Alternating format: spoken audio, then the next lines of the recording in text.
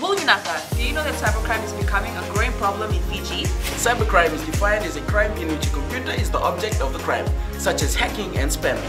Cybercrime is also cyberbullying and using fake profiles to cause panic and spreading false news. If you're involved in this or know anyone who's committing these crimes, report them immediately. I'm Polly. And I'm Peter. We host the Traffic Jam Show on City FM. From 3 p.m. to 7 p.m. every weekday. Do the right thing. In this bulletin, alleged attackers to take a plea. New FNPF payouts. And USB begins local KAVA research. From the studios of FBC Suva, Atera Lendua. The AstraZeneca vaccine will boost the confidence of frontline workers tasked with looking after COVID-19 patients. Lotoka Hospital's consultant anesthetist, Dr. Mara VUKIVUKISERU, the first Fijian to be vaccinated, says this also includes the support staff confidence. Dr. VUKIVUKISERU says all medical staff in the Western Division have come forward to receive their jabs. This includes the RFMF team, the hotel workers, the teams that, the hardworking team at the Nadi airport. So knowing that they get the vaccine, even if they catch COVID-19, they are rest assured that they will get very, very sick. And it will be just like a common flu that they can just have paracetamol and then they are done with the flu. Laboratory testing is underway to identify the source of some street food in Suva, which is believed to have made customers ill. Permanent Secretary for Health, Dr. James Fong, says there are reports that some street foods seem to be associated with people getting sick. Authorities are now carrying out necessary checks to establish if the street food is in fact causing people to fall ill. Dr. Fong says no drastic action will be taken until the ministry knows for sure what's going on. There is another team of health inspectors that I have spoken to about, I spoke to about 7 days ago, and they gave me some reports and they telling me that there is some indication that there are some of our vendors that are causing, or the food coming out from them seems to be associated with people getting sick. A staff member of the Nosori Town Council has been sacked for alleged corruption. Local Government Minister Pramila Kumar says he was terminated 2 weeks ago. Kumar says they continue to receive corruption cases pertaining to the municipal councils on a regular basis. Do note, the stall owner is a different person and the vendor is a different person because they've been renting out. They've been renting these stalls to the vendors. And if you would like to know how much is the rent for this roadside stall, it's $1,000 a month. Kumar adds the ministry is also investigating 2 disputes between a stall owner and a vendor. She says they're referring all cases of corruption to the Fiji Independent Commission Against Corruption for proper investigation. 2 men who allegedly attacked 3 people at Mid-Road Housing in Nambour earlier this year will take their plea on Monday. Devita Bandongo and Eroni Mbale appeared in the Suva High Court today. The 2 are jointly charged with 1 count of damaging property, 1 count of criminal trespass, 2 counts of grievous harm, 1 count of acts with intent to cause grievous harm, and 1 count of theft. It's alleged the 2 accused forced their way into a public rental board flat and attacked 6 people in January, where 2 persons allegedly suffered knife wounds in the incident.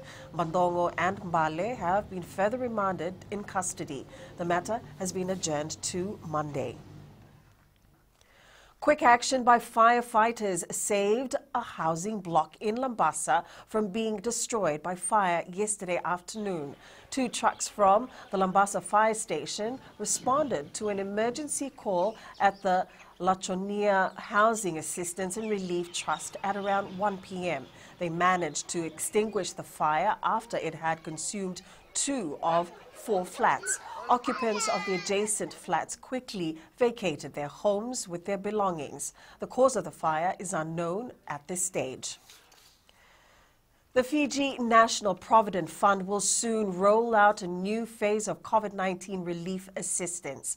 Acting Chief Executive Viliame Vontanaiwalu says they will target voluntary members who have previously not been covered. Voluntary members will be able to apply for a minimum of $100 to a maximum of $1,100 from their general account. Vontanaiwalu says members need to have at least $135 in their general account to qualify. While we have been providing relief to members whose employment have been affected, there's a group of members who have been patiently waiting. These are our voluntary members. We will roll out the COVID-19 relief for our voluntary members from April the 12th, 2021.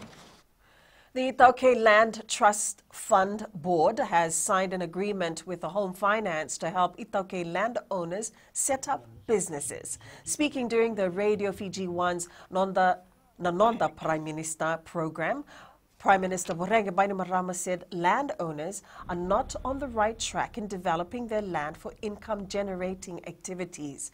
Bainimarama says landowners can help get the economy back on track, considering the immense resources at their disposal.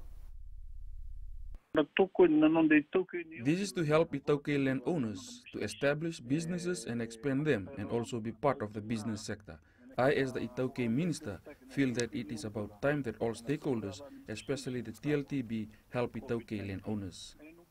The government has invested $90 million in micro, small and medium enterprises over the past few years. Minister for Commerce and Trade, Fayaz Koya, says the investment is through various targeted programs. Speaking at the University of the South Pacific's Entrepreneurial Fair, Koya highlighted that the pandemic has taught Fiji that we cannot rely on the tourism sector alone.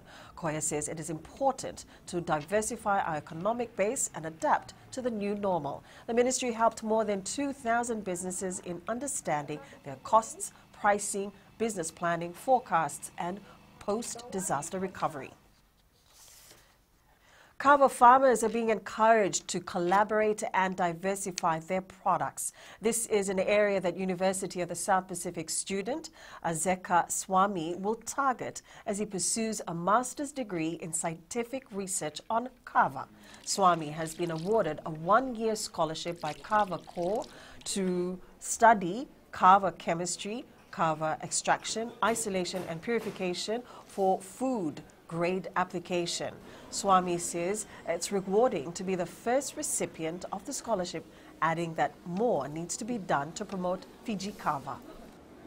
It be coming into a pharmaceutical product later on in future, and that's going to be a driving aim for the it can be a good aim for the company to actually proceed in terms of creating a pharmaceutical product that can be beneficial for the people. Up ahead, 2 records broken in Triple N 1,500 meters. And Rewa gears up for Lotoka.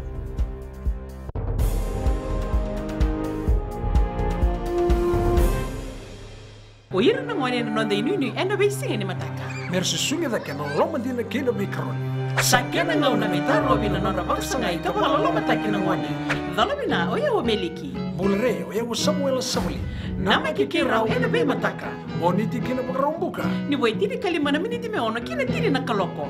Ena Radio Fiji One nandomo ibiti. Inda na mataka. Dan ramana singabo.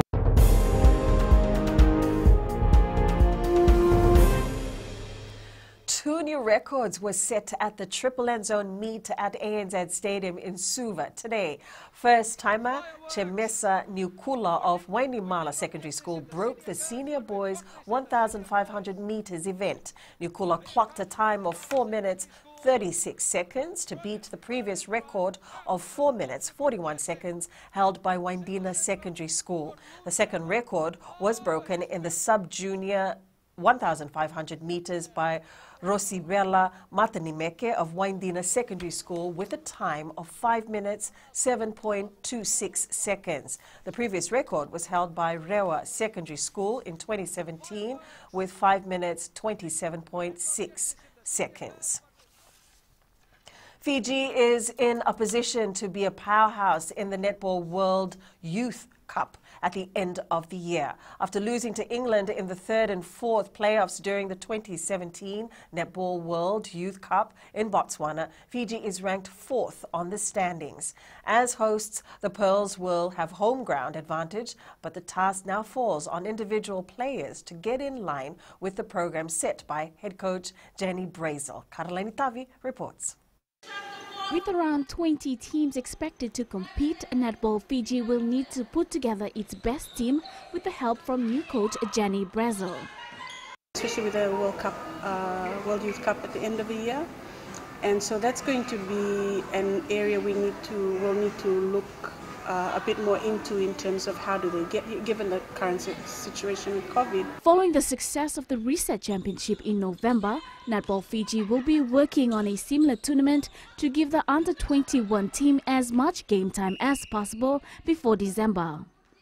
And we have talked about having other tournaments to include the Fiji A, the Fiji Pearls and the Fiji Under-21, and maybe a Fiji Men's, a series. The Netball World Youth Cup was scheduled to be held in June but has been moved to December. Karolini Tavi, FBC Sports. Reo football coach Rodix Singh believes the team will come out stronger against Lautoka on Sunday. He says the loss to Suva in the first round was a wake-up call and they've learnt from their mistakes. Singh says the first round loss was a result they hope not to repeat. It is one of the wake-up calls and the boys have adjusted themselves accordingly, and hopefully that this is the result they do not want to have anymore, and they anticipate the loss and they come out fighting against Lautoka this week. Storm's victory over the Rabbitohs has answered many of the questions left behind following the off-season departure of Cameron Smith.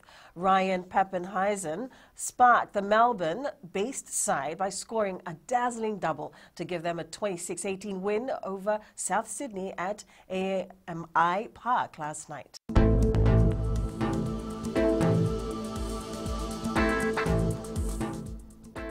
We can expect cloudy periods with some showers and possible thunderstorms over the eastern and interior of the larger islands. Elsewhere, it should be fine apart from possible isolated afternoon or evening showers.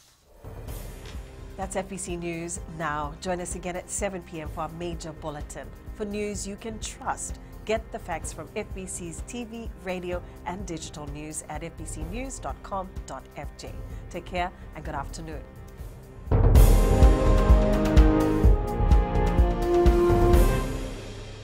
हमारे खूबसूरत देश Fiji में child abuse की घटनाएं आए दिन बढ़ रही हैं। क्यों बच्चों का मासूम बचपन अब्यूज का शिकार हो जाता है? अपने बच्चों की सुरक्षा का खास ख्याल रखें। उनसे बातचीत करें, उनके दोस्तों के बारे में जानें। आज के बच्चे देश का भविष्य है।